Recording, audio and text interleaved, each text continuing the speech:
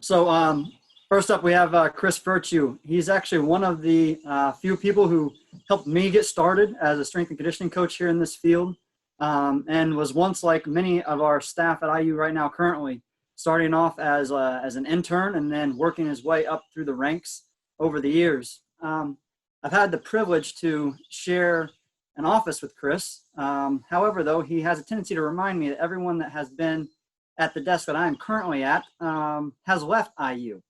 So I'm still here. Strong still You've survive, made it Chris. the longest, Dustin. You've made it the longest. Yeah. So there's one thing that for sure that I know about Chris, and Chris loves change. One month you may see him working out for the CrossFit Games. The next month you may see him working out for an Ironman. You never know. But I know this, that those changes that he goes through help him to grow and to become a better coach. Another way that I've seen him grow is and mature is over the years of being at IU. I've seen him grow since becoming a father. Definitely in the way that he talks to other people and his ability now to self-reflect and to see, did this work? Did this not work? Should have said this? Should have said that? It's pretty amazing about how a father has shaped him into a better coach that he is today. And I know that today his one goal is to help make us better. So Chris, help us grow. Woo, Dustin, I think I got a tear in my eye, brother. That was, I think you hit the nail on the head. It's kind of you've been here almost as long as me, and we've both kind of matured over the years. So I thank you for that, Dustin. Tom, I know Tom, he's been wanting to, when people hit that 10-minute mark, he's been wanting to pull the lever for the dunk tank, and we're going to see it happen today. Just saying. I'm going to test Tom. I could also take him off as co-host so he can't kick me off, and I can just keep rolling. But I've had more than one of these, I'll say, and I have to pick up ClickList here in a little bit. So I'm going to make this as quick and painless as possible. So to start off, and Tom, I'm pressing start on my timer right now. This here, if you can see this, is the barbell. And if you've never seen one of these before, I'm guessing you're in the wrong Zoom call. But seriously, back in the 19th and early 20th centuries, the traveling variety shows, the big top circuses and the vaudeville acts, these were some of the biggest spectacles and popular forms of entertainment at the time.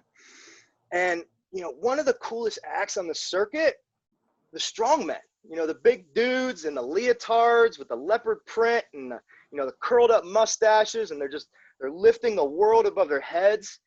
Now, the first versions of the barbell, they appeared, over in Europe, 1860s, roughly around that region or that time. And essentially they evolved from the design of the dumbbell from these vaudeville acts where they had these fixed weights on the ends, like the 1,000-pound one that Mr. Mustache was lifting up to the sky, to the gods. And in 1908, a man by the name of Alan Calvert, he did not appreciate the status quo of this, and this non-standard, misleading equipment, theatrics that sold the idea of strength to the masses. So he released what's called the Myo Triplex, and this bar allowed you to change the load simply just by adding and removing plates, like we do today. And in the 20s, Casper Berg came along, and he added the revolving sleeve. So this resembles more the modern day Olympic bar. And then like this bar I have in my hands, in the 50s, Eleiko, they reinforced it with the specialized hardened steel. And that set the standard for the durability of the modern bar. And it's extremely efficient at forging calluses, as many of my athletes will complain about, and really good at scraping the skin off my shins. So they built it well. But give you an idea, here at Indiana, we're currently training out of Gladstein Fieldhouse. Will knows exactly what I'm talking about. It's our indoor track facility. Due to the current circumstances, we've created a satellite weight room for our fall sport athletes. And Tom came to me, and I was largely tasked with, equipping this room. And I'm like, yeah, let's go. This is exciting. But then I was like, oh, wait a second. Normally when a strength coach, they design a room, 6 months later, they're not there yet. So Dustin, I may be the one leaving the office here soon, but hopefully not. But, it's just bare bones. Like we were going old school. Give me a barbell, give me some bumpers, and let's roll. It's very freeing. And there's no better implement for measuring the body's ability to just lift raw weight up and down than the barbell. It is this ultimate tool that develops and measures strength. And I'll tell you this, the bar is only as strong as the strength of the person using it. Now, let me repeat that. The bar is only as strong as the strength of the person using it. Now, strength, I love that word. Strength, Indiana strength, strength coach. Oh, whatever happened to the title of strength coach? I mean, what are we calling ourselves nowadays? We've got, athletic performance coaches, senior, assistant, executive, associate, sport performance specialist. A new one I heard yesterday, physio. We're being called physios now. The most popular and most viewed TED Talk in history, Sir Ken Robinson. If you haven't perused this one yet, I recommend you go over to YouTube, you watch it today. But Sir Ken asked the question, do schools kill creativity? There's a hierarchy in the public education system. At the top, you have the mathematics, the languages, the sciences. Down here, you have the humanities. And way down here on the floor, you have the arts and the physical education. It's a challenge to quantify and substantiate our role as strength coaches and our purpose within the ecosystem that is the modern day athletic department. We've become so constrained and restrained by the bureaucracy of all of it. Like, how do we validate ourselves to the folks upstairs? We're raising the profile of science and technology, and we're putting it to the forefront. We're trying to validate objectively what it is we do to people that, they don't really understand what we're showing them anyways. We're losing sight of the art and the creativity, the imagination behind what we do, the real reason why we do what we do on a daily basis. This barbell, this one right here, this is a tool for me. To me, it's a tool of empowerment. Two mantras ring true every day when I train my volleyball team. Default aggressive, we before me. Default aggressive, we before me. Now, what is default aggressive? We operate on a daily basis in this highly competitive world, and we tend to stigmatize the mistakes. We've come frightened of, being wrong. And wrong to who? I don't know. I haven't figured that one out yet. But default aggressive is permission. It's permission to fail. It's permission to be heard. It's permission to ask the tough questions, to have an opinion, to bear responsibility, to believe in yourself, be valued for who you are, and most importantly, to lead. It empowers these kids to lead. What's we before me? Very simple. Can the individual ignore the big and focus on the small? Can they focus on the task at hand and not get overwhelmed regardless of circumstance, because they prioritize the we over the me? The we before me guides the leadership that default aggressive permits. We before me, it answers the why and what we do and how we do it. Hey, Chris, this card says 185, but I think I can go up. My reply, what's the default? They see a freshman, struggling by them, and they're struggling with technique, the weight, whatever it is, and I'm on the other side of the room. Default aggressive. They go over, they coach that kid up because they prioritize the we over the me. The team just got better in that instance because it's a teammate coaching and leading another teammate. I'm giving a debrief last week. I'm in front of the team, and I asked everyone, who's the leaders on this team? A couple eyes moved to the captains, a few to the seniors. And one of my kids steps up, default aggressive, says, we're all leaders on this team.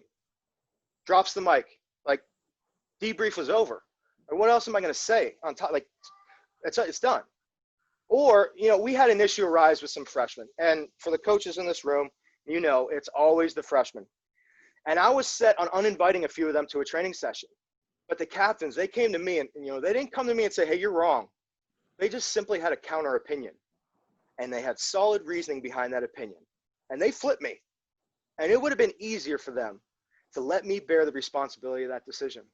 Instead, they took on that responsibility because, we before me, what is important for the team? What is important for the greater whole?